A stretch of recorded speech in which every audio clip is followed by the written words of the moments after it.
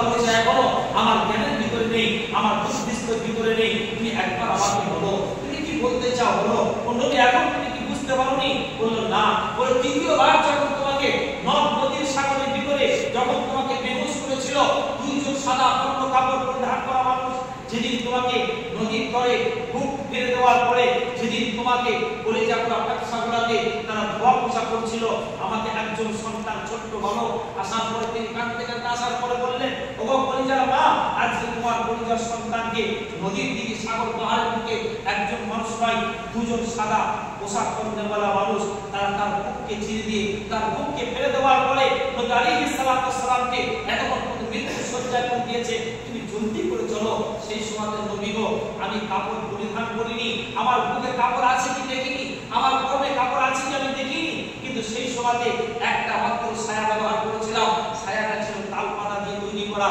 ছায়াটা ছিল তাল পাতা তৈরি করা, সেই বহন করে আবার সিনার ভিতরে একটা মাত্র কাপড়কে পরিধান করে আবার সিনাটাকে ঢেকে নিয়ে মাথায় ছিল না কাপড়। সেই সময়তে আমার কাছে একটা খাজু ছিল আর দ্বিতীয় কিছু খাজু ছিল না। আর আমি সেই দিন নবী তোমার পবিত্র দরবারে যখন তুমি তাহাজ্জুদ নামাজে বোঝাচ্ছিলে, সেই সময়তে আমি তোমাকে তাহাজ্জুদ নামাজের সময় থেকে দেখার পরে আমি একটা খাজু খাওয়ার পরে এক গ্লাস পানি পান করার পরে আমি মাত্র কেবল সেহরি খেয়েছিলাম, আমি সেদিন রোজা ছিলাম। কিন্তু নবী আমি তখন মাগরিব আযানের সময় যখন সন্ধ্যাবেলা পর্যন্ত সময়, সেই সময়তে শুধুমাত্র একবার মাগরিব আযানের ধ্বনি শুনতে পেলাম, আর ধ্বনি শুনতে পাওয়ার পরে আমি ইফতারকে বাদ দিয়ে, নিজের পানি খাওয়া বাদ দিয়ে, ফল খাওয়া বাদ দিয়ে সব কিছু ত্যাগ করে দেওয়ার পরে আমি তোমার খোঁজে বেরিয়ে চলে গেলাম। আমি দেখতে পেলাম আমার পরিচয়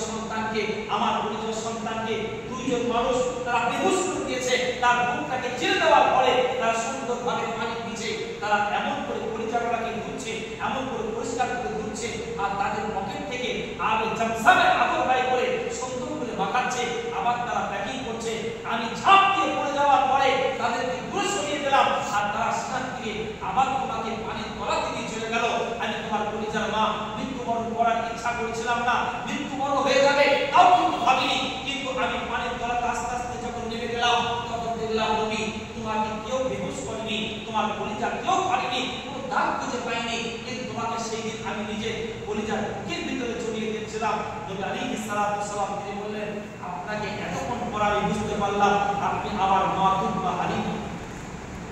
কি বলবো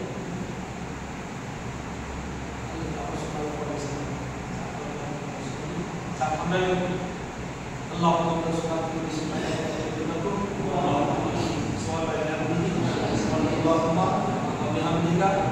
subhanahu wa ta'ala